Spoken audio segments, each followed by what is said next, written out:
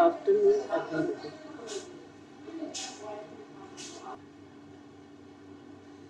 तो अभी हम किसके विषय में अध्ययन कर रहे थे? प्रेमचंद जी के गोदान के विषय में। प्रेमचंद जी के गोदान के विषय में जो अध्ययन कर रहे थे उसमें एक नेक्स्ट टॉपिक जो था वो है यौन शोषण, है ना। कथानक के विषय में चर्चा कर रहे थे, तो कथानक के विषय में एक नेक्स्ट टॉपिक है यौन शोषण।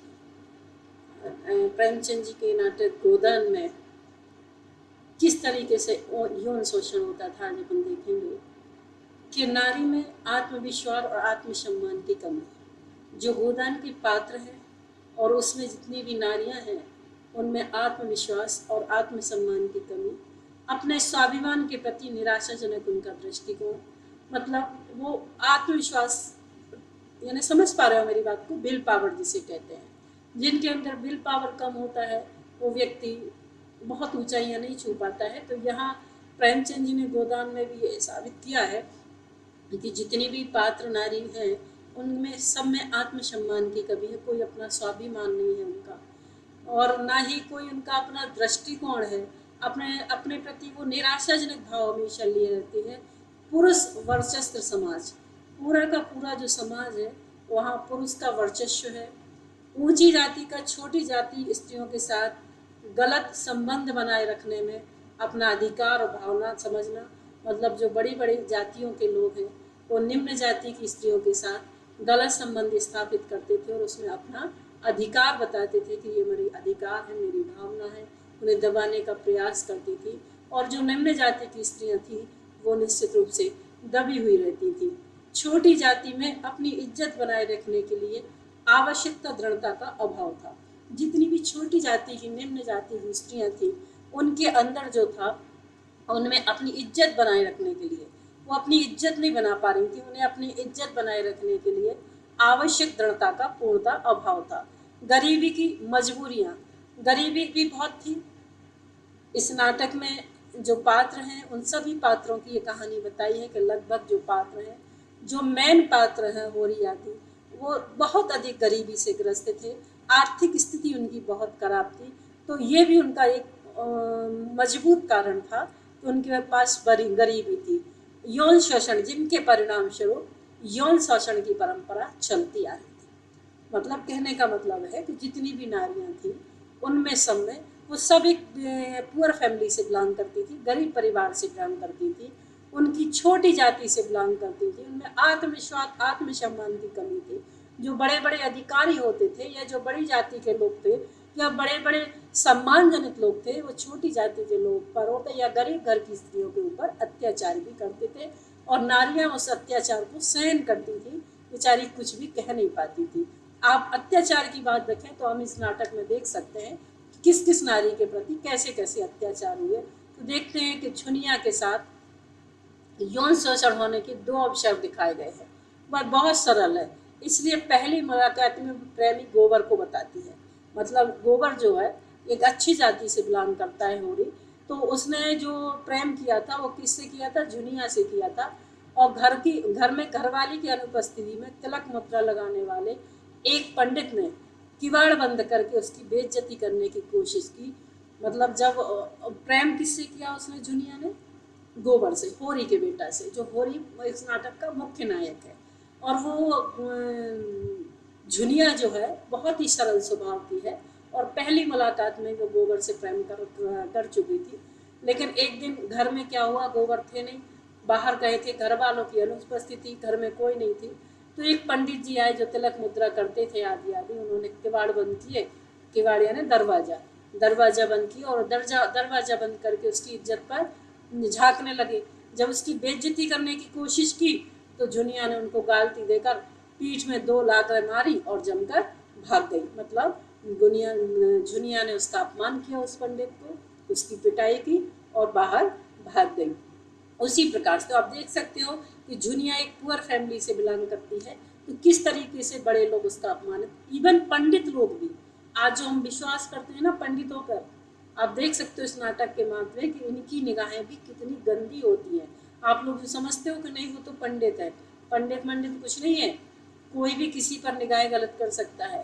और हम अगला उदाहरण देते हैं इसके लिए कि एक दिन माता दीन जो है वो होरी के घर पर आकर एकांत का फायदा उठाकर, एक दिन हो माता दीन जो है वो होरी के घर पर आकर एकांत का फायदा उठाकर झुनिया से चिकनी चुपड़ी बातें करने लगते हैं। झुनिया असहायता का बोध करके रोने लगती है। मतलब माता दीन के दोस्त हैं और जब वो घर आते हैं तो वो झुनिया से चुपचाप बड़ी मीठी मीठी बातें करते, चिकनी चुपड़ी मतलब मीठी मीठी रस भरी बातें करते हैं। अब झुनिया अपने आप को असहाय महसूस करती है तो वो रोने लगती है। माता दीन क्या करता है, उसका धीरे से हाथ पकड़ लेता है, पर झटके से हाथ ना छुड़ाकर दो चांटे मारती है। कौन? दो चांटे ना लगाकर वाहिस्ता से हाथ छुड़ा लेती है। कौन? झुनिया। जब वो माता दीन उसका हाथ पकड़ लेता है तो पहले तो चांटे लगाने की कोशिश करती है, लेकिन चांटा नहीं लगा के फिर वो धीरे से अपनी हाथ छुड़ा लेती है। तो और हाथ छुड़ाने के बाद इस समय सोना के पहुंच जाने से माता दीन पगैया मांग रहे थे कहकर झुनिया स्थिति को संभाल लेती है। मतलब इस समय इसी बीच में कौन पहुंच गया है? सोना पहुंच गया। तो वो देखता है कि क्या चल रहा है, माता दीन इसका क्यों हाथ पकड़ रहे हैं। तो वो फिर उसमें झुनिया बात को संभालती है, ये हमसे कोई रस्सी मांग रहे थे, पगैया मांग रहे थे, इसलिए ये आए हुए थे। अब झुनिया को दूध लेकर बाजार जाते समय भिन्न भिन्न लोगों से मुलाकात होती है। आपने ये अक्सर देखा होगा कि ये यौवन अवस्थी की नारी है, अभी उसमें जैसे आप लोग जिस एज के हैं ना बच्चों, इसी एज की वो नारी है। आप लोगों को हम लोग कितना समझाते हैं, कितना बताते हैं कि बेटा सबसे बड़ा चरित्र, चरित्र ही सबकी पूंजी है। घोड़े से गिरा व्यक्ति उठ सकता है लेकिन नजरों से गिरा व्यक्ति नहीं उठ सकता। और किसकी नजरों से? परमात्मा की नजरों से। यदि आप परमात्मा की नजरों से गिर गए तो बिल्कुल भी नहीं उठ सकते हो। तो वहां तो आपको जवाब देना ही पड़ेगा। यहाँ आप झूठ बोल लोगे, सच बोल लोगे, जितना भी पाप है वो कर लोगे, बट वहाँ आपकी एक नहीं चलेगी, वहाँ तो डायरी में लिखा ही आ रही है। तो ऐसे ही झुनिया भी जो है वो भी एक एज है उसकी, यंग एज है, और अब वो अपने घर के काम करती है। तो वो दूध लेकर बाजार जाते समय अलग अलग लोगों से उसकी मुलाकात होती है। तो कोई उसकी छाती पर हाथ रखकर ना तरसाने की कोई उसकी छाती पर हाथ रखकर ना तरसाने की विनती करता है, तो कोई रुपए गहने दिखाकर फंसाना चाहता है। मतलब भिन्न भिन्न प्रकृति के लोग हैं।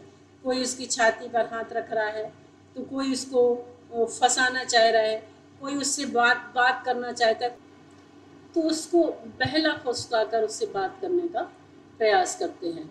कोई कोई उसको गहने दिखाता है, कोई पैसा रखता है। लगता है ये साधारण घटनाएं जैसी रही हुई, बस इससे थोड़ी देर के लिए मनोरंजन हो जाता होगा। इसे झुनिया झुनिया जो है वो मंगनी चीज मानती थी। वो कहती थी जैसे भिखारिन होती है उसको कोई चीज मिल जाती है, ऐसे ये मंगनी चीज है, किसी से भी ले लो और मांग लो। तो वो इस इज्जत को बेचना नहीं चाहती थी। अब गांव में जो उत्पीड़न वर्ग निम्न जाति का यौन शोषण करते हैं वो उसे अपना अधिकार मानते हैं। इस अपराध के लिए वे समाज में दंडित नहीं होती। सरकार बहादुर के नौकर पटेश्वरी अपनी विधवा कहारन को रखा हुआ है। अब दूसरी और तरफ देखें, जिस तरह जुनिया के साथ अत्याचार हुआ, और आगे चलते हैं तो जो सरकार बहादुर के नौकर हैं पटेश्वरी, वे अपनी विधवा कहारिन को रखे हुए हैं। कि किस कहारिन होती है? निम्न जाति की लेडी होती है, उसको ही रख लिया है। तो राय साहब का जो करिंदा है नौखेरवा, वो भोला की असहायता का फायदा उठाता है और फायदा उठाकर उसे काम दे देता है ना, और उसकी नई पत्नी नोहरी को अपने घर रख लेता है ना। जो उसका नौखेराम भोला की असहायता का फायदा उठाता है और उसकी नई पत्नी को अपने घर में रख लेता है। झिंगुरी से हैं जो पैसे वाले हैं बहुत बड़े, पटेश्वरी और नौखेराम के बेटे जब दशहरी की छुट्टी पर गांव जाते हैं, जब छैले बनकर घूमते हैं। होरी की बेटी सोना को देखने के लिए होरी के द्वार को ताकते हुए निकलते हैं। कौन?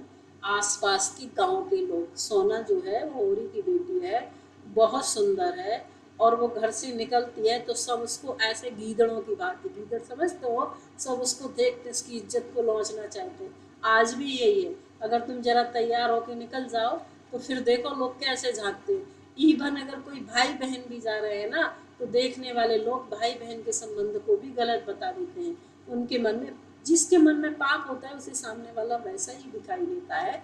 और एक्चुअल में इस नाटक में भी प्रेमचंद जी ने गोदान में यही स्पष्ट किया कि हर व्यक्ति की निगाह गंदी है, सब दूसरे के चरित्र को खाना चाहते हैं, तो ये परंपरागत मानसिकता है, आज की कोई नई मानसिकता नहीं है, आज भी है, पहले भी थी, और हम ऐसा जान सकते हैं ये बहुत पहले अगर हम देखें तो रामकृष्ण के समय भी ये परंपरा थी।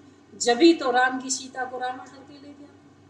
कितनी बार आपने पूरी रामायण देखी है, पूरी महाभारत देखी है, जब ही कृष्ण रुक्मणी का हरण कर ले गए थे। ये परंपराएं बहुत पुरानी है, लेकिन पुराने समय में क्या होता था, जैसे कृष्ण ने रुक्मणी का हरण किया तो राजी बाजी से हरण किया था। वहां रावण ने जब सीता का हरण किया तो राजी बाजी से हरण नहीं किया था, लेकिन हरण तो कर लिया, पर उसको स्पर्श नहीं किया था। आपने ये पढ़ा होगा, सुना होगा, स्पर्श। जब तक उसने कहा था सीता नहीं चाहेगी मैं स्पर्श नहीं करूंगा। लेकिन आज के समय में तो दरिंदे दरिंदे हैं। आज के समय तो लोग लौचना चाहते हैं, खाना चाहते हैं।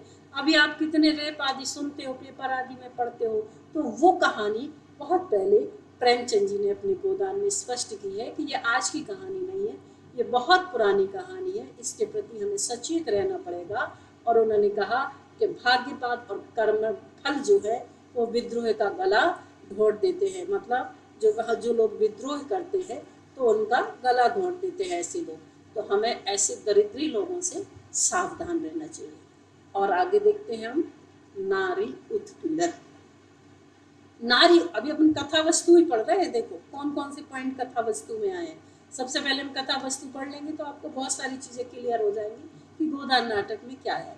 तो नेक्स्ट पॉइंट होता है नारी उत्पीड़न। नारी उत्पीड़न क्या है? गरीब और नारी मतलब स्त्री, उत्पीड़न माने उनको पीड़ाएं देना। तो किसको? गरीब और निम्न परिवार में नारी को पीट कर पुरुष अपना गुस्सा उतारता है और अपने पौरुष की विजय मानता है। किसकी? जो गरीब परिवार है, अच्छे परिवारों में नहीं होता था। पढ़ी लिखी जो औरतें थी उनके साथ तो पुरुष कुछ कच ही नहीं था, क्योंकि वो बराबर से हाथ उठाने को तैयार होती थी। आपने इसके पहले भी नाटक सुना है, नाटक में आपने देखा है। फिर भी लगभग यही देखा जाता है कि स्त्रियों के साथ बहुत अत्याचार होते हैं। यहाँ जो गरीबी और निम्न प्रकार की नारी है उसको पीट कर पुरुष अपना गुस्सा उतारते हैं और अपने पौरुष का विजय मनाते, मतलब खुशी मनाते अपने पुरुषत्व की, कि मैं पुरुष हूँ, मैंने बहुत बड़ा काम कर लिया, मैंने उसको नीचा दिखाया, मैंने मारा, अब सही हो जाती। और नारी इसका विरोध नहीं कर पाती। नारी कितनी असहनीय होती है। जब किसी ने कहा है नारी, ना री, ना यानी नहीं, अरि यानी शत्रु। नारी किसको कहा गया है? जिसका कोई शत्रु ना हो, उसे क्या कहा गया? नारी। नारी इसका विरोध नहीं कर पाती, उसे कुछ गुस्सा आता है सभी के सामने। यह घटना घटने से अपमान बोध होता है ना। नारी को कभी कभी गुस्सा भी आ जाता है, कभी कभी क्रोध भी आ जाता है सभी के सामने। जब ये घटना घटती है तो वो अपमान महसूस करती है, बहुत ज़्यादा अपमान महसूस करती है। क्यों अपमान महसूस करती है? कि मेरा ही पुरुष है, मेरे ही घर में हम इनके अपन एक साथ रह रहे हैं, या मेरे ही घर में रह रहा है, मेरे बच्चों के साथ है, और ये दूसरों के कहने पर या कभी विषम परिस्थितियां आने पर ये मेरे ऊपर हाथ उठा देता है। तो जब हाथ उठाता है, मारता पीटता है, तो एक बहुत बड़ा स्त्री का अपमान होता है, और उस अपमान को वो खून के घूंट के साथ सहन करती है। कुछ दिनों तक बातचीत बंद हो जाती है, किसमें? पति पत्नी में। पर कुछ समय या दिन के पश्चात फिर सारी घर की स्थिति स्वाभाविक हो जाती है। ये तो फिर आज भी होता है, पति पत्नी में झगड़े आज भी होते हैं, नोक-झोंक आज भी होती है, लेकिन आज मारा पीटी नहीं हो सकती। आपने देखा? कभी नहीं देखा होगा। आज वर्तमान स्थिति की बात कर रही हूँ मैं, वर्तमान स्थिति में ऐसी मारा पीटी नहीं हो सकती। और यदि आज पति एक हाथ उठाता है तो पत्नी 2 हाथ उठाने के लिए तैयार है। और आज तो जरा सा झगड़ा होता है और डाइवोर्स की तैयारी हो जाती। पहले समय में लोग ये जानते ही नहीं थे कि डाइवोर्स क्या होता है, कोर्ट कचहरी क्या होती है। पर आज स्थिति थोड़ी बदली है, शिक्षित समाज हुआ है। पर पुराने समय की ये बात चल रही है कि ऐसी स्थिति में जब घर की स्थिति सामान्य हो जाती थी तो ऐसी स्थिति में जमींदार के परिवार में तलाक तक पति पत्नी उभर आते थे। लेकिन यहाँ भी वो बात आ गई कि जो जमींदार बड़े बड़े लोग होते थे उनकी पति पत्नियों में तलाक की स्थिति हो जाती थी। जैसे राय साहब की पुत्री और दामाद के बीच में तलाक हुआ। गरीब परिवार में विघटन की स्थिति नहीं आती थी, सही बात है। गरीब परिवार को दबना पड़ता था, उनके अंदर विघटन की स्थिति नहीं आती थी। वो बेचारे दबते थे, वो कुछ नहीं कह पाते थे। उन्हें पता था कि हम कोर्ट तक जाएंगे, कचहरी तक जाएंगे तो हमें पैसा भी खर्च करना पड़ेगा, हम पैसा पैसा। धनाढ्य परिवार में ये तलाक की स्थिति होती थी, गरीबों में ऐसी स्थिति नहीं आती थी। अब आगे देखते हैं क्या हुआ। गोबर ने शहर जाते समय दंपति को आपस में झड़ते हुए देखा। गोबर एक दिन शहर जा रहा था तो उसने एक दंपति को देखा कि आपस में झड़ रहे। पत्नी पत्नी को घर जाने को कह रहा था। पति अपनी पत्नी से क्या कह रहा है कि घर जाओ। पत्नी मना कर रही थी। पति गुस्से से पत्नी को घसीटता है। गोबर पति का पक्ष लेता है तो पत्नी कहती है, तुम क्यों राय करने पर उतारू हो जी, अपनी राय क्यों नहीं जाती। अब गोबर जा रहा है, उसने देखा कि एक पति पत्नी में झगड़ा हो रहा है, वो पत्नी को घसीटने लगता है। तो गोबर किसका पक्ष ले रहा है? पुरुष प्रधान है ना, तो किसका पक्ष लेगा? पुरुष का। आज नहीं होगा, आज अगर पुरुष घेर के खड़े होंगे तो पत्नी का पक्ष लेंगे, लेकिन पहले पुरुष प्रधान ही देश था तो वो किसका पक्ष ले रहा? उसने पुरुष का पक्ष लिया। तो उसकी पत्नी कहती है कि तुम क्यों बीच में आ रहे हो, तुम क्यों लड़ाई करने को उतारो हो जी, अपनी रास्ता क्यों नहीं जाते हो, या कोई तमाशा हो रहा है? हमारा आपस का झगड़ा है, हम खुद सुलझ लेंगे इसको, तुम्हें सुलझाने की जरूरत नहीं है। कभी वह मुझे मारता है तो कभी मैं उसे डांटती हूँ, तुम्हें इससे क्या मतलब? उस पत्नी ने किसको झटकार मारी है? गोबर को। क्या आपको इन बातों में बोलने की जरूरत नहीं है। बांस बेचे समय दमड़ी बंसीर से पुनिया झगड़ती है। अब बांस बेचने के लिए जा रही है कोई दमड़ी, तो वो पुनिया किससे झगड़ती है? पुनिया उससे झगड़ने लगती है। हीरा पुनिया के बीच मारपीट हो जाती है। पुनिया कौन है? हीरा की पत्नी। होरी का भाई है हीरा और उसकी पत्नी है पुनिया। तो जब वो बांस बेचने के लिए जाती है तो उसका किसी से, कोई दमड़ी को लेकर, पैसों को लेकर बसीर से झगड़ा हो जाता है। किसका झगड़ा हुआ है? होरी का भाई हीरा और हीरा की पत्नी पुनिया का।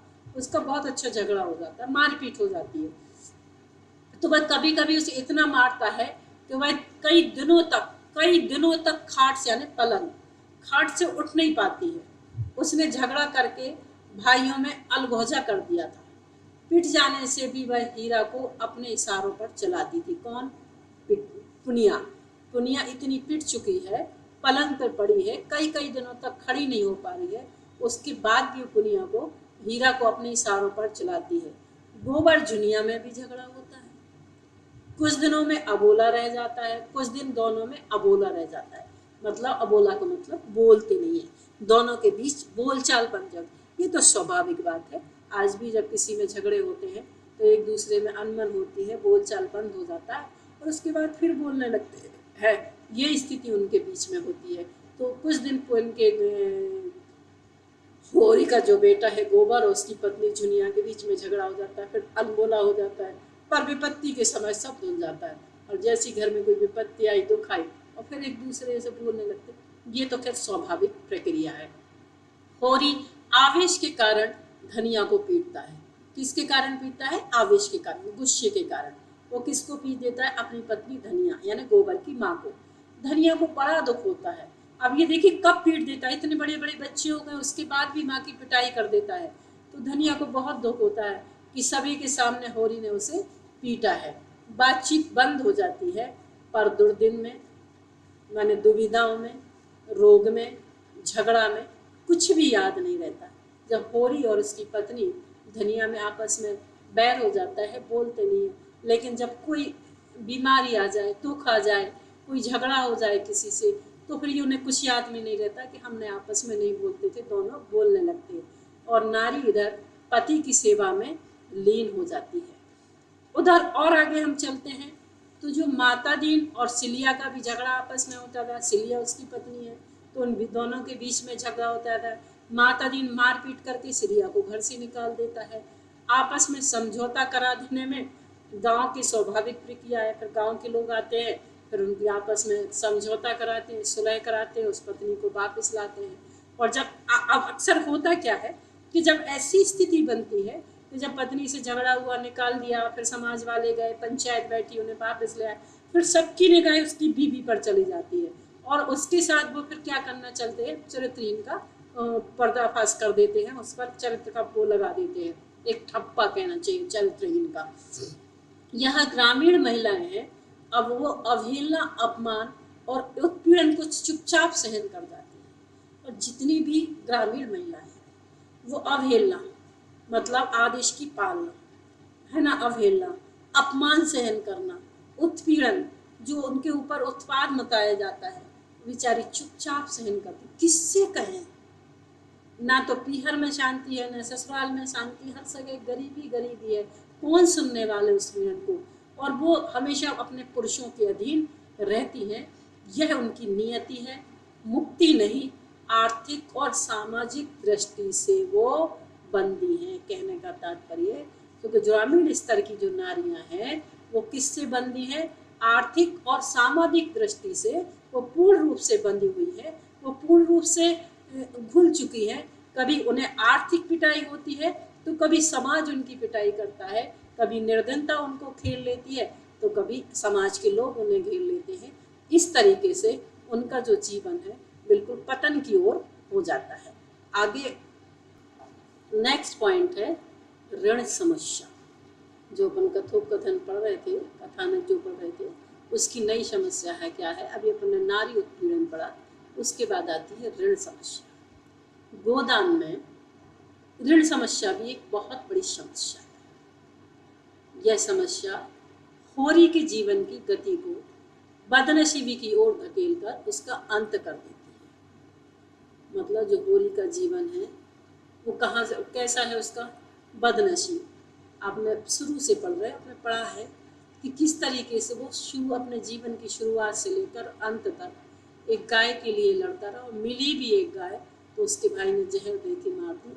कहने का मतलब कि उसके जीवन में गाय नसीब नहीं हुई है तो बदनसीब की ओर धकेल कर उसका अंत कर देती है। जो जीवन है उसका, जीवन की जो गति है, यह समस्या जो है वो ग्रामीण कृषक समाज की समस्या नहीं है, बल्कि ये जो समस्या बता रहे हैं मतलब जीवन की बदनसीबी की, ये सिर्फ ग्रामीणों की नहीं है बल्कि शहर के जमींदारों और बुद्धिजीवियों की भी ये समस्या है। साहूकार और बैंकर ऋण देते हैं, और कौन ऋण देता है, साहूकार देगा या बैंक से ऋण उठाते हैं, आज भी यही है। तो ये अपन देखें आगे इस पात्र में, इस नाटक में कौन कौन से पात्र ऐसे हैं जो ऋण समस्या से पूर्णतः ग्रसित है। सबसे पहले तो उस नाटक का जो मूल नायक है होरी, वो ऋण भार से इतना देवा हुआ है कि जवानी से उसका बुढ़ापा आ गया, बड़ी मुश्किल से ऋण के पाटों के बीच वो गृहस्थी की गाड़ी खींचने का प्रयास कर रहा है, बहुत मुश्किल से। और इतना वो घिर गया है, इतना घिर गया है ऋण से कि वो अब उस ऋण को चुका नहीं पा रहा है। ऋण समझते हो, कर्जे से, ऋण का मतलब होता है कर्ज, और वो कर्ज से इतना गिर चुका है, इतना गिर चुका है होरी कि उसकी जिंदगी का अंत हो गया, लेकिन वो कर्ज से मुक्त नहीं हो रहा। वो जो गृहस्थी की गाड़ी को खींच रहा है, वो जो दो पाटों के बीच में रहकर खींच रहा है, वो कर्ज में ही व्यक्त है, और वह ऋण पर गाय लेता है। होरी ने जो गाय भी खरीदी वो भी कर्ज भी खरीदी, उसकी बेचारे की गाय को भी मार दिया गया। उस पर और बड़ा कहर टूट जाता है। घर की तलाशी से बचने के लिए उसे रिश्वत देनी पड़ती है। जब अन्य जो साहूकार लोग हैं और वो आते हैं और कहते नहीं मुझे घर की तलाशी लेनी है, तो फिर उसको अपने खेत किसान जो भी है खलियान, वो बेचकर उसको उसकी रिश्वत देनी पड़ती है। रिश्वत देने के लिए भी उसको ब्याज से ऋण उठाना पड़ता है, कर्जा लेना पड़ता है। पर धनिया के कारण इसकी स्थिति सुधरती है। धनिया बार बार उसका सहयोग करती है, उसे समझाती है, और वो स्वाभिमानी आदमी है होरी, तो वो कहता है कि समाज में मेरी इज्जत नहीं जानी चाहिए, चाहे सब कुछ बिक जाए। आज के समय में ऐसे स्वाभिमान नहीं है, पहले पैसा है बाद में इज्जत है, लेकिन पहले समय में इज्जत पर ज़्यादा ध्यान दिया जाता था। तो आज घर की तलाशी भी होने के लिए उसको ऋण लेना पड़ा, घर रिश्वत के लिए भी उसको ऋण लेना पड़ा। घर की आर्थिक स्थिति है वो धनिया सुधारती है, पर वह किसान से मजदूर बनता है। किसान से फिर क्या बन गया, मजदूरी करता है कि शायद मैं मजदूरी करूँगा, 2 पैसे कमाऊँगा, ऋण भी चुकाऊँगा और मैं एक गाय भी खरीद लूँगा। यहाँ तक कि वो अपनी बेटी का विवाह जो करता है उसका भी, रूपा का भी एक सौदा कर देता है। एक ऐसे अर्ध व्यक्ति से, मतलब अधबूढ़े व्यक्ति से वो विवाह कर देता है उसका, कि उसके बदले में भी पैसा लेता है और अंत में फिर उसको अपने प्राणों की आहुति देनी पड़ती है। ऐसा कौन सा बाप होगा जो अपनी बेटी के साथ भी ऐसा कर सकता है? लेकिन गरीबी, समझ पा रहे बच्चों मैं क्या कहना चाहिए? गरीबी एक ऐसा अभिशाप है, गरीबी एक ऐसी कहानी है कि उस माँ बाप ने अपनी बच्ची को पैसे के खातिर एक ऐसे परिवार में शादी कर दी जो उस बच्ची से कई उम्र बड़ा है, बाप के बराबर है, उससे शादी कर दी, उससे बदले में 200 रुपये ले लिए। लेकिन ये कहते ना, इस तरीके का पैसा कभी फलता नहीं है और अंत तक वो कर्ज में दबारा हो रही और उसे प्राणों की आहुति देनी पड़ी। अब गोबर क्या कहता है? गोबर शहर जाकर पहले दूसरों को ऋण देता था, उसकी आर्थिक स्थिति बाद में बिगड़ती जाती है और वह ऋण के चक्र में फंस जाता है, कर्ज के चक्र में फंस जाता है। जब कोई आदमी ब्याज लेता है ना और ब्याज नहीं चुकाते तो कहते फिर वो चक्रवृद्धि ब्याज में फंसता हुआ चला जाता है।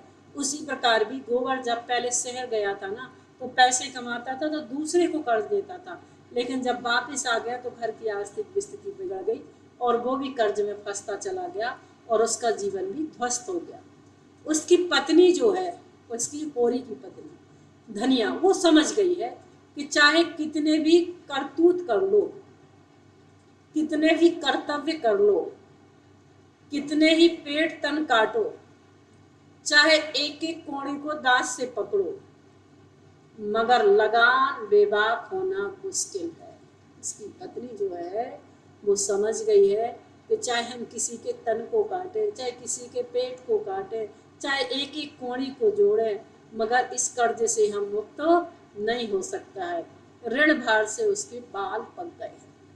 मतलब इतना भयंकर कर्ज हो गया, होरी ने इतना कर्ज कर दिया है कि उसको कहती है कि हमारे बाल सफ़ेद हो गए।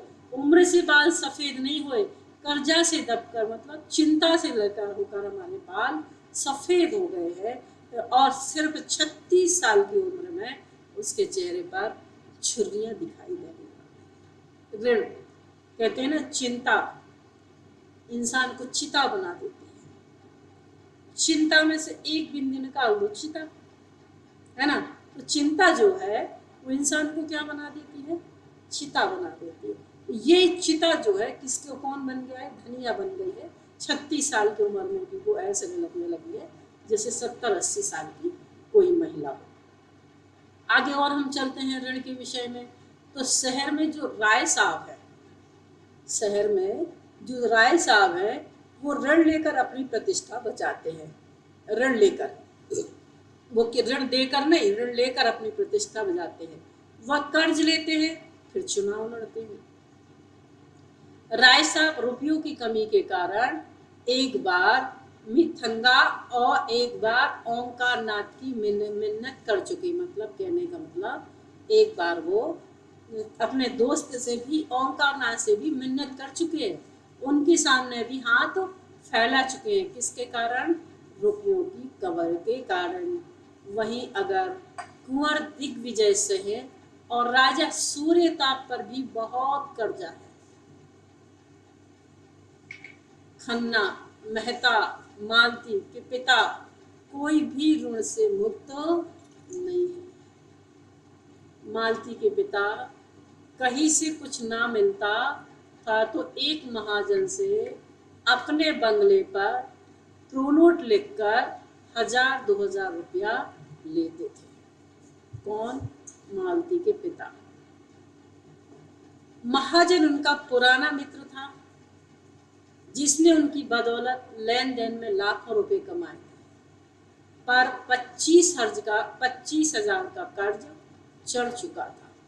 कितने हजार का कर्ज चढ़ चुका? 25,000 का। गांव वाले ईख बेचने मिल में पहुंचते हैं तो मुनीम से मिलकर गांव का महाजन झुंगरी जो है, वहाँ का महाजन जो है और घुंगरी से कर्ज में दिया रुपए वसूल कर लिए, क्योंकि जिस खन्ना बाबू की मिल है उसी खन्ना बाबू की महाजनी कोठी भी है। तो यहाँ झुंगरी और खन्ना बाबू एक हैं, दोनों एक हैं। गांव में साहूकार किसानों का शोषण करते हैं। दाता दीन बिना लिखा पढ़ी के ऋण देता है। वह रुपए वसूल करते समय ब्राह्मण और सांप की धमकी देकर काम निकालता है। जो ब्राह्मण है वहाँ के दाता दीन जो हैं वो कोई लिखा पढ़ी नहीं करते, जब किसी को ब्याज पर पैसे देते हो और मजबूरन में आदमी जाता है। अब जैसे मान लीजिए व्यक्ति ने 50 रुपये ले लिया या 10 रुपये भी ले लिया कि मुझे 10 रुपये का कर्ज दे दो, 50 रुपये का कर्ज दे दो, तो दे तो दिया दाता दीन ने उनके लिए। जब लेने की बारी आई तो क्या कहते हैं, तुम्हें पाप लगेगा, तुम्हें शराब लगेगा, तुम भ्रष्ट हो जाओगे, तुम नरक जाओगे, आदि आदि बातें करके उसको दबाना सामने वाले को, और फिर उसको धमकी देकर उससे पैसे डबल पैसे निकालना। इस प्रकार दाता दीन ने होरी को 30 रुपये आलू बोने के लिए ऋण दिया। देखो कहानी भी बता दी तो कितने कितने पैसे दिए दाता दीन ने किसको, होरी को। कितने कितने रुपए दिए, 30। किस काम के लिए दिए, आलू की बुवाई करना थी। 8-9 साल में वह 100 हो गए, ब्याज पे ब्याज बढ़ता गया। गोबर 1 रुपये के हिसाब से ज्यादा ब्याज देने की बात कहता है। गोबर कहता है कि मैं 1 रुपये के हिसाब से ब्याज दूंगा। दाता दीन अदालत में जाने से डरता है पर धमकाता है। क्या कहता है, मैं ब्राह्मण हूँ, मेरे रुपए हजम करके तुम चैन नहीं पाओगे।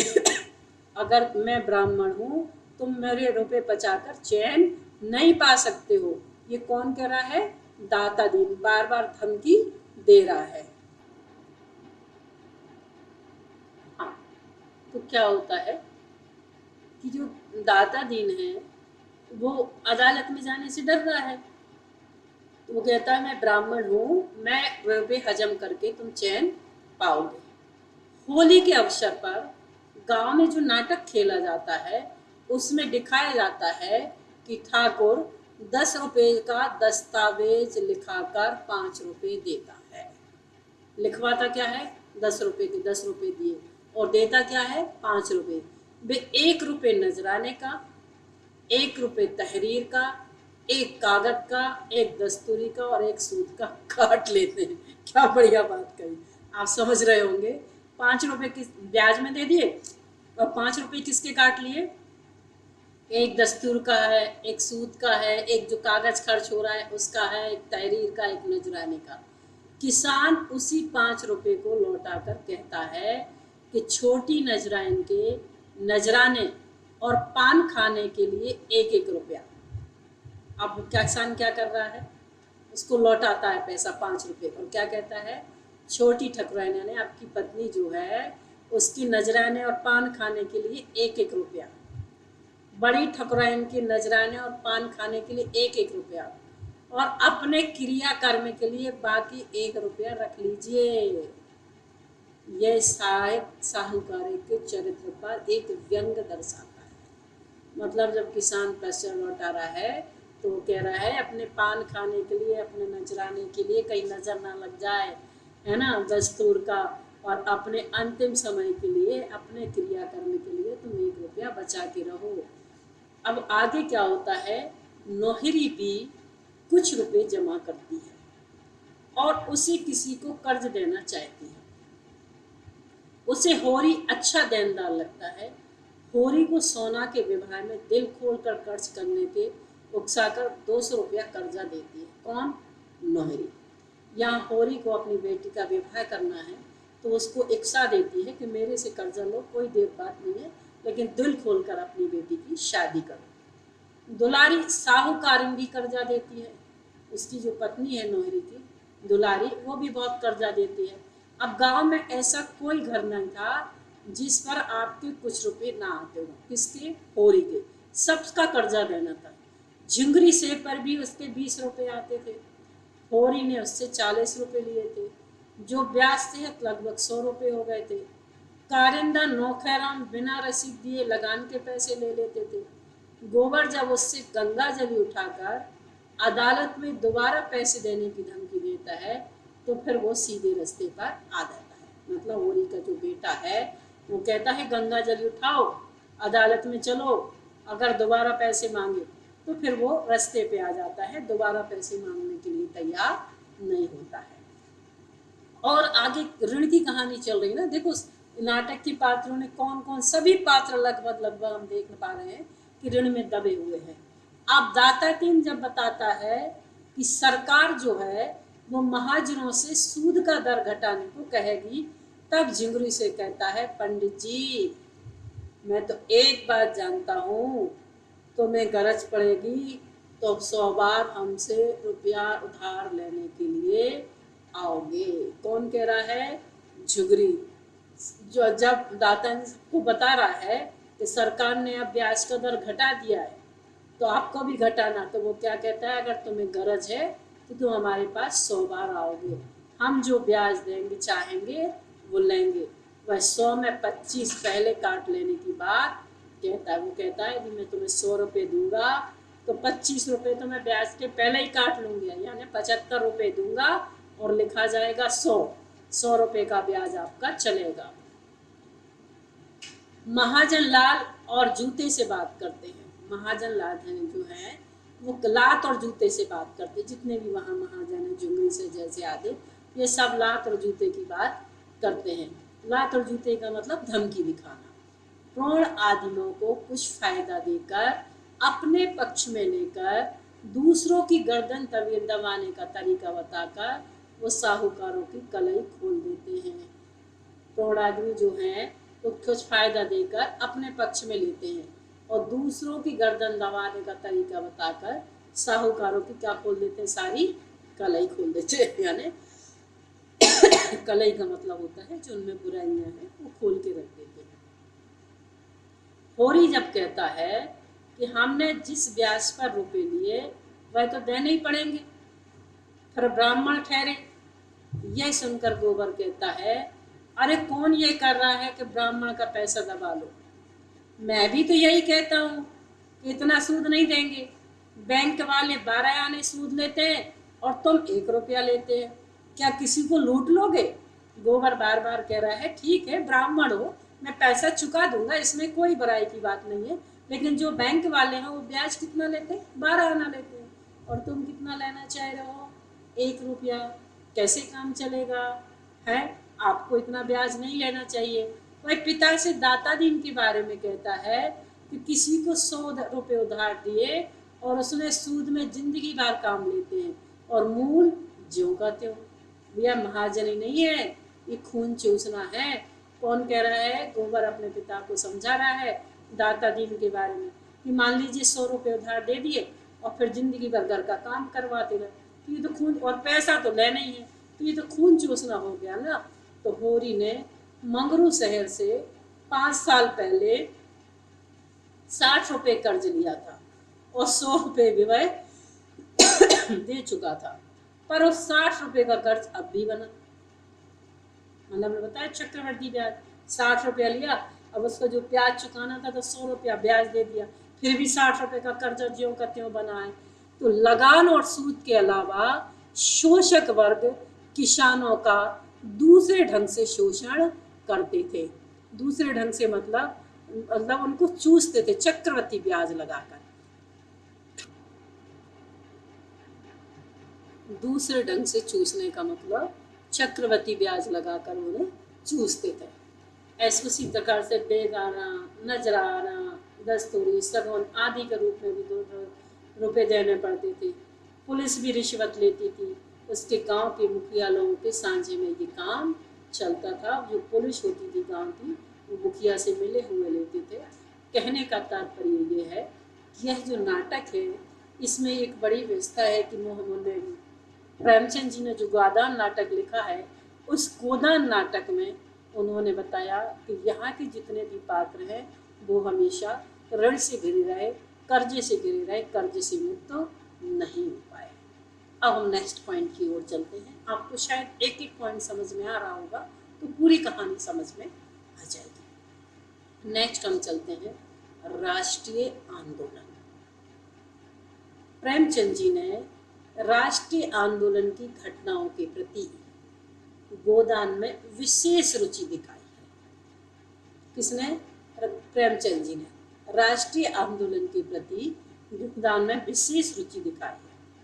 विशेष रुचि नहीं दिखाई है, केवल मतलब प्रेमचंद जी ने राष्ट्रीय आंदोलन की घटनाओं के प्रति गोदान में कोई रुचि नहीं दिखाई है, तो कोई राष्ट्रीय आंदोलन के प्रति उनका दिमाग नहीं चला है। केवल सत्याग्रह संग्राम की चर्चा करके वे भारत में स्वराज आने और समानता मूलक समाज व्यवस्था लागू होने की ओर संकेत करते हैं। वो सिर्फ प्रेमचंद जी ने यहाँ कौन सी चीज दिखाई है? सत्याग्रह की चीज।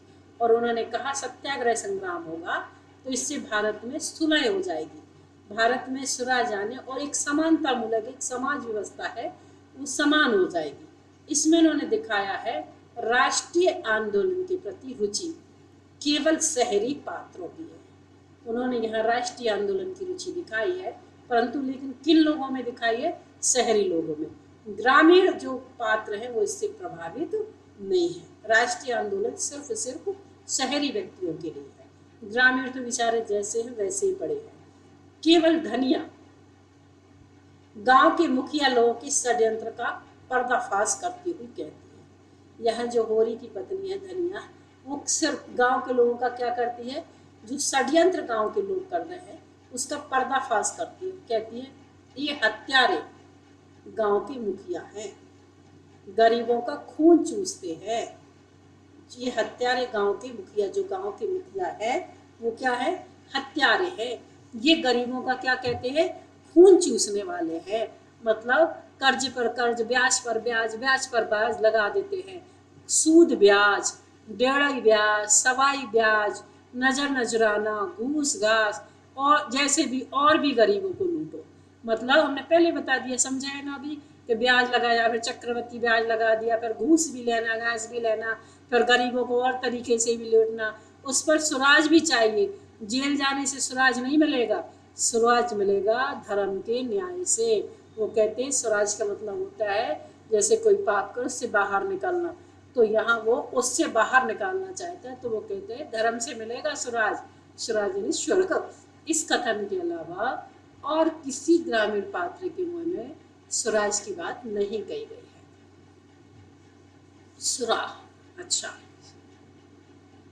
स्वराज यानी गोबर शहर जाकर कुछ बातें सीख जाता है। होरी का जो बेटा है वो शहर की ओर जब पलायन कर गया है तो वहाँ जाकर वो बहुत कुछ बातें सीख जाता है। वह सभाओं में आते जाते रहने से कुछ राजनीतिक ज्ञान हासिल कर लेता है। गांव में आता है तो मुखिया लोगों के अन्याय का विरोध करने की हिम्मत करता है। वो शहर में सीख के आया है राजनीतिक मुद्दे, तो जब वो गांव में आता है तो जो मुखिया लोग हैं वो अन्याय करते हैं तो हिम्मत करता है उनसे विरोध करने की। होली के अवसर मुखिया का मखौल उड़ाता है। तब होरी सोचता है कि लड़के की अकल जैसी खुल गई, कैसे खुल गई है, कैसी बेलाग बात करता है। माना वो उसका पिता, गोबर के पिता जो होरी है, वो बार बार कहते हैं कि कैसे लड़के की अकल खुल गई, ये कैसी बेलगाम बात करता है। राय साहब जमींदार होने के नाते सरकार और असमियों से अच्छा संबंध बनाए रखना चाहते हैं। जो राय साहब हैं वो एक बहुत बड़े जमींदार हैं और जमींदार होने के नाते वो सरकार से भी अच्छा संबंध बनाए रखना चाहते हैं, और जो आसामी है, जो पैसा देने वाले हैं, जो कर्ज देते हैं, उनको बोलते हैं आसामी, उनसे भी अच्छा संबंध बनाए रखना। इसलिए पिछले सत्याग्रह संग्राम में राय साहब ने बहुत यश कमाया है।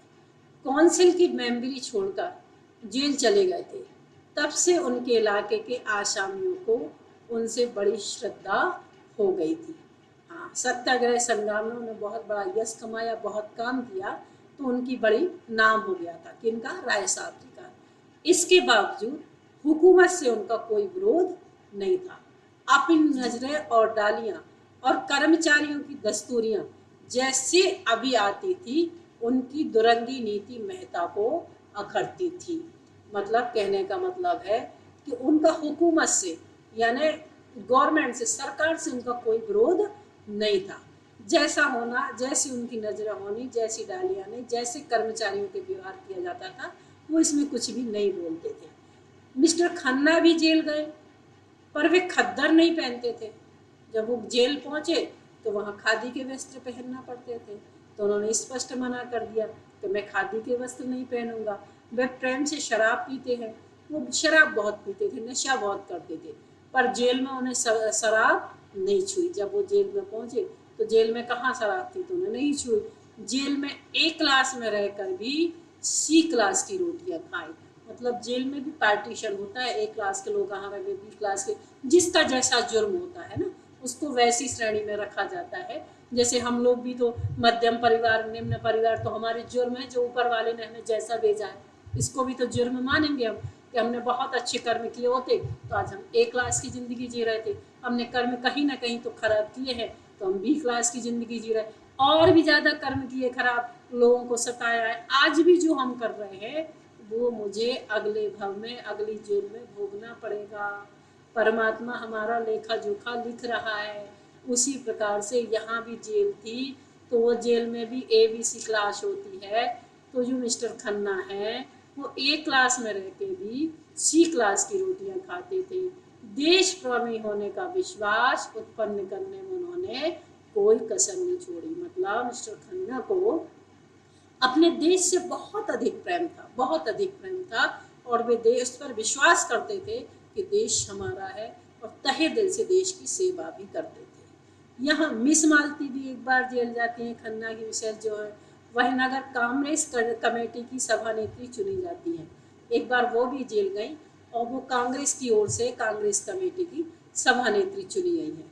कुंवर नारायण जो है वो भी लुक छुप कर आंदोलन में भाग लिए, सभी पात्र हैं नाटक के, भाग लेते थे। फिर भी अधिकारियों को यह बात मालूम पड़ गई तो फिर उनकी बड़ी प्रतिष्ठा थी। जब अधिकारियों को ये बात मालूम चली कि कुंवर नारायण जो है वो लिख छुप कर राष्ट्रीय आंदोलन में भाग ले रहे, तो फिर उनकी दिनों दिन प्रतिष्ठा बढ़ती चली। साल में 1-2 बार गवर्नर साहब भी उनके मेहमान हो जाते थे। किनके? कुंवर साहब के। साल में 1 या 2 बार गवर्नर के मेहमान हो जाते थे, गवर्नर मेहमान हो जाते थे उनके। अब आगे क्या होता है कि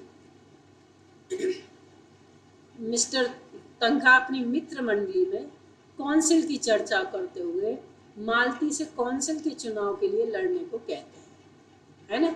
अपनी पत्नी से क्या कहते हैं वो, कि अपनी कौंसिल मालती से कह रहे हैं कि तुम कौंसिल का चुनाव लड़ो। वे कहते हैं मेरी इच्छा केवल यह है कि कौंसिल में ऐसे लोग जाए जिन्होंने जीवन में कुछ अनुभव प्राप्त किया हो और जनता उनको अपना उपयुक्त उम्मीदवार मानती हो। तो मिर्जा खुर्शीद अपनी भावना व्यक्त करते हैं। वो कहते हैं मेरा बस चले तो मैं कौंसिल में आग लगा दूँ, जिसे हम डेमोक्रेसी कहते हैं, जिसे हम प्रजातंत्र कहते हैं। वह व्यवहार में बड़े बड़े पूंजीपतियों और जमींदारों का राज्य है और कुछ भी नहीं है। क्या वो जिसे हम डेमोक्रेसी प्रजातंत्र कहते हैं, तो वो कहते हैं कि अगर मेरा बस चल जाए, मिर्जा खुर्शीद कहते हैं, तो मैं उसमें आग लगा दूं, उसको बिटा दूं। उसमें सिर्फ बड़े बड़े पूंजीपतियों का राज है, उसमें बड़े बड़े लोकतंत्र में जमादियारों का राज है, हम गरीब लोगों का वहाँ कुछ भी नहीं है। तो मिस्टर तनखा राय साहब की प्रशंसा करते हुए कहे हैं कि अब की तो आपने कौंसिल के प्रश्नों की धूम मचा दी। मैं तो दावे के साथ कहता हूँ कि किसी मेंबर का रिकॉर्ड इतना शानदार नहीं है। राय साहब का रिकॉर्ड बहुत अच्छा है लोकतंत्र के प्रति, तो उन्होंने इसका बात का जिक्र किया है। मिस्टर तनखा दाव पैंच के आदमी थे। चुनाव के अवसर पर उम्मीदवारों को खड़ा करके उनके लिए काम करते थे और अपने लिए 10-20 हज़ार कमा लेते थे। आज भी यही स्थिति होती है। लोग चुनाव लड़ते हैं, लड़वाते हैं, तो क्यों लड़ते हैं, क्यों इतनी मेहनत करते हैं? आपने देखा आज मंदिरों के अधिकारी भी बनने के लिए लोग तैयार रहते, क्यों? इसका निश्चित रूप से ये कहीं ना कहीं है कि उन्हें कुछ कमाई। आपने देखा इस कहानी के नाटक के माध्यम से कि मिस्टर तनखा चुनाव करवा रहे हैं, लड़वा रहे, उम्मीदवार खड़ा कर रहे हैं, और उसी बीच में 10-20 हज़ार खुद के लिए, 10-20 हज़ार जब कमाते थे, जो आज 10-20 करोड़ हो गए। आज हम 10-20 करोड़ कमाते तो कहते हैं ना भैया बहुत कमा लिया, 20 करोड़ रुपए कमा लिया। उस समय 10-20 हज़ार कमा लिया तो बहुत कमा लिया होता था, है ना। मिर्जा खुर्शीद हैट पहनते थे, वोटिंग के समय चौक पड़ते थे और नेशनलिस्टों की तरफ से वोट देते थे। अब आगे चलते हैं मालती के विजय में। मालती विजय के संपादक ओंकार नाथ से पूछती है, तो आपके पत्र में विदेशी वस्तुओं के विज्ञापन क्यों हैं? कौन पूछ रही है? मालती। क्या पूछती है? बिजली के संपादक ओंकार नाथ से पूछ रही है कि आपके पत्र में विदेशी वस्तुओं के विज्ञापन क्यों हैं? मैंने किसी भी दूसरे पत्र में इतना विदेशी विज्ञापन नहीं देखा है जो आपके पत्रों में विदेशी विज्ञापन दिखाई देता है। आप बनते तो बड़े आदर्शवादी हैं, सिद्धांतवादी हैं, पर अपने फायदे के लिए देश का धन विदेशों में भेजते हैं, तो आपको जरा भी खेद नहीं होता है। किससे कह रही है मालती? बिजली के जो संपादक जी है उनसे कहती है कि जो आप पत्र हैं उन पत्रों में विदेशी भाषा दिखाई, देखने में तो आप बड़े आदर्शवादी हो, देखने में तो बड़े सिद्धांतवादी हो, परंतु अपना देश जब विदेशों के लिए आप भेजते हो तो आपको जरा, आपका जमीर मर चुका है, आपको जरा भी ठेस नहीं पहुंचती अपने देश के प्रति विद्रोह करने में। और उधर दूसरी तरफ हम चलते हैं तो राय साहब को लगता है कि स्वतंत्र भारत में जमींदारी प्रथा का लोप हो जाएगा। क्या लग रहा है राय साहब को? कि जो हमारा भारत स्वतंत्र है उसमें जो जमींदारी प्रथा है उसका लोप हो जाएगा। पर वे अपनी दोहरी चाल में सफल हो जाते हैं। एक तरफ आसामियों को लूटते हैं, पर वे राय साहब को अच्छा इंसान समझते हैं। राय साहब सत्याग्रह में भाग लेते हैं और उस तरफ अफसरों की डालियां डालते हैं। मतलब वो राय साहब को बहुत अच्छा इंसान मान रहे हैं और राय साहब से बात करते हैं कि राय साहब बहुत अच्छे इंसान हैं और अफसरों की डालियां काटते हैं। तो इस तरीके से आपने देखा कि जब हम कथा वस्तु का अध्ययन कर रहे थे तो सबसे पहले इन्होंने बताया किसान की स्थिति, भारतीय किसान की स्थिति। सबसे पहला पॉइंट अपना क्या था? भारतीय, कि इस नाटक के अंदर किसानों की स्थिति कितनी दयनीय है, इसको हम बहुत डिटेल में आपको बता चुके हैं। दूसरा पॉइंट पढ़ा अपन ने गाय का महत्व, गाय को गौ माता माना गया है। आज भी वर्तमान परिवेश में गाय को किस नाम से जाना जाता है? गौ माता के नाम से जाना जाता है। आज भी लोग वर्तमान काल में उसकी पूजा करते हैं। तो दूसरा पॉइंट हमने क्या पढ़ा था? गाय का महत्व, जिसमें होरी ने अपने जन्म की शुरुआत से लेकर और जन्म के अंत तक, यानी होरी ने अपने प्राण निछावर कर दिए उस गाय की लालसा में, परंतु उसके हाथ में गाय नहीं आई। आपने बहुत डिटेल में इसको पढ़ा है। जब होरी के प्राण निकल गए तब समाज के लोगों ने जाके, पंडित वर्ग लोगों ने जाके, उनके भाई ने जाके कहा है कि तुम्हें इसका गोदान कराना चाहिए, क्योंकि ये गाय कहते कहते कहते इसने प्राणों का विसर्जन कर दिया है। उसकी पत्नी के पास भी इतना पैसा नहीं है कि वो गोदान करा सके। तो धनिया ने अपने जो नाड़े सुतली बेचती थी उससे जो छोटा सा पैसा, 2 पैसे कमाए थे, वो उसके ठंडे हाथों पे रखती है और कहती है इनकी तरफ से यही गोदान है। और बड़े संघर्षों के साथ नाटक के बीच में उसने एक गाय खरीदी भी है। तो ईर्ष्यावश उसके भाई हीरा ने उसकी हत्या, जहर देकर हत्या कर दी है। तो कहने का तात्पर्य है कि गाय का बहुत महत्व होता है।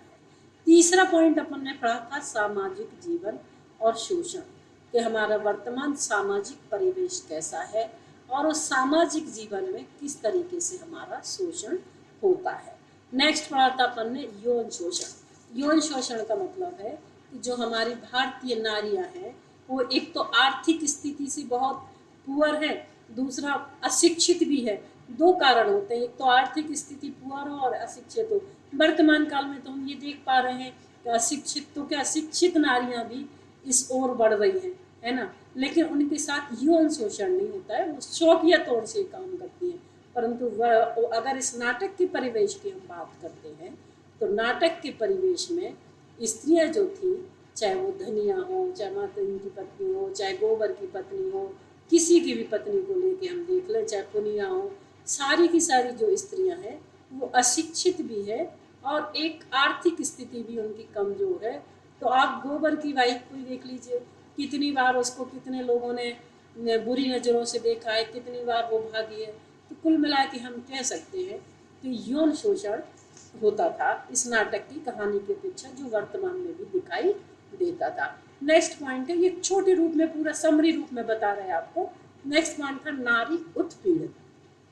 नारी को पीड़ा सहन करनी पड़ती थी। नारी को जो पुरुष वर्ग प्रधान था, पुरुष समाज प्रधान था, वो पुरुष क्या करता था, नारियों पर अत्याचार करता था। अब वो किसी भी वर्ग का हो, चाहे उच्च वर्ग का हो, चाहे मध्यम वर्ग का हो, चाहे निम्न वर्ग का हो, किसी भी वर्ग का हो, उस वर्ग के व्यक्ति को उत्पीड़न सहन करना पड़ता। उस समाज के पुरुषों द्वारा स्त्रियों को यौन शोषण तो होता ही था। यौन शोषण के होने के साथ घर के जो पुरुष थे वो स्त्रियों के साथ अत्याचार करते थे, मारते थे, पीटते थे, उन्हें बाहर नहीं निकलने देते, उनसे पर्दाफाश कराते थे। बड़ी बामुश्किल की जिंदगी होती थी। वो मेन कारण रहा है आर्थिक स्थिति। यदि आर्थिक स्थिति संपन्न होती है तो आज भी जैसे जो परिवारों में आर्थिक स्थितियाँ बहुत अच्छी हैं तो उनकी महिलाएं बिल्कुल भी नहीं निकलती हैं, उनकी महिलाएं बिल्कुल भी नहीं जाती हैं बाहर, उन्हें कोई मतलब नहीं रहता है ना, उन्हें मतलब ही नहीं रहता है कि मुझे पैसे कमाने जाना। वो अपने शान की ज़िंदगी जीती है। और जिनके परिवारों की घर की आर्थिक स्थितियाँ ठीक नहीं है या आर्थिक स्थिति ठीक है तो कुछ लोग शौकिया तौर से भी जाते हैं, लेकिन मेरा अपना मानना ऐसा है कि शौकिया तौर से कम ही लोग जाते हैं। क्योंकि वर्तमान जो परिवेश बढ़ रहा है, वर्तमान में जो महंगाई बढ़ रही है, वर्तमान में जो स्टैंडर्ड बढ़ रहा है, उसको देखते हुए आज पति पत्नी दोनों भी कमा रहे हैं तो कहते घर का गुजारा नहीं चल पा रहा है ठीक से। तो ऐसी स्थिति में पुरानी स्थितियों में क्या होता था कि जब घर की आर्थिक स्थिति दयनीय होती थी तो वहाँ स्त्रियाँ भी जॉब के लिए निकलती थी। जॉब तो क्या था, छोटे छोटे काम करना, जैसे दूध देना, दूध बेंजा, उपले थापना, नाड़े बेचना, और भी जो घरेलू मटके बनाना, बर्तन बनाना, आदि आदि जो घरेलू काम होते थे, बर्तन साफ करना, बहुत सारे काम होते थे। वो काम करने के लिए जब स्त्रियां बाहर निकलती थी तो लोग उन पर निगाहें रखते थे, गंदी निगाहें। लोग उन पर देखते ही रहते थे कि किस तरीके से हम इन पर वार करें, और लोग उनका नारी शोषण भी करते थे, यौन शोषण। और जब यौन शोषण होता था तो घर के मुखिया को पता चलता था तो वो पीड़न करते थे, मारते थे नारियों को। नेक्स्ट समस्या थी जो ऋण की समस्या थी, कि जितने भी अशिक्षित व्यक्ति थे या कृषक थे वो सब के सब ऋण के बोझ से दबे होते थे, क्योंकि उन्हें हर चीज़ के लिए पैसा चाहिए, और जब पैसा नहीं होता था तो वो साहूकारों से उधार लेते थे। अब मान लो साहूकार से 100 रुपया उधार लिया तो साहूकार ने 75 रुपये दिए और 100 रुपये लिख दिया, 25 रुपये ब्याज के पहले ही काट लिए, और फिर वो मरते दम तक वो कृषक जो है वो 100 रुपये नहीं चुका पाता था, चाहे ब्याज का वो 1000 रुपये चुका दे, परंतु वो 100 रुपये नहीं चुकते थे, क्योंकि ब्याज पर ब्याज, चक्रवृद्धि ब्याज, ब्याज चुकाते चुकाते चुकाते चुकाते उसके प्राणों का अंत हो जाता था। तो इस तरीके से गरीबी के कारण, अशिक्षा के कारण या पारिवेश माहौल के कारण जो कृषक थे वो बामुश्किल उस चीज़ से नहीं निकल पाते थे। तो और लास्ट एक पॉइंट था राष्ट्रीय आंदोलन। तो राष्ट्रीय आंदोलन की जहाँ बात करी है वहाँ ये पॉइंट सामने आता है कि राष्ट्रीय आंदोलन जो है वो किसने किया है। राष्ट्रीय आंदोलन की बात करती है तो ये राय साहब ने जो है इस पर अच्छा कदम उठाया है। और यहाँ तक कि चुनाव की बात भी आती है, चुनाव की जब बात आई, चुनाव की बात आती है तब भी वहाँ पर लोगों ने बहुत अच्छा फैसला उठाया है। तो कहने का तात्पर्य है कि राष्ट्रीय आंदोलन भी हुए हैं, नीतियाँ भी बनी हैं, सब कुछ हुआ है। तो कथानक के अनुसार अगर हम इन सब विषयों पर बहुत अच्छे से ध्यान देते हैं, सारे पॉइंटों पर, तो निश्चित रूप से हम सफलता प्राप्त कर सकते हैं। वस्तुतः अंत में हम यही कह सकते हैं कि इस नाटक से जो हमें शिक्षा प्राप्त होती है, इसकी कथा वस्तु को देखकर जो हमें शिक्षा मिली है इसके पात्रों को देखकर जो हमें शिक्षा मिली है, वो हम इसको इस तरीके से कह सकते हैं कि आज की समाज जो है वो अशिक्षित नहीं होना चाहिए, चाहे वो पुरुष समाज हो चाहे स्त्री समाज हो। स्त्री को भी पुरुष से बढ़ चढ़ कर शिक्षा प्राप्त करनी चाहिए।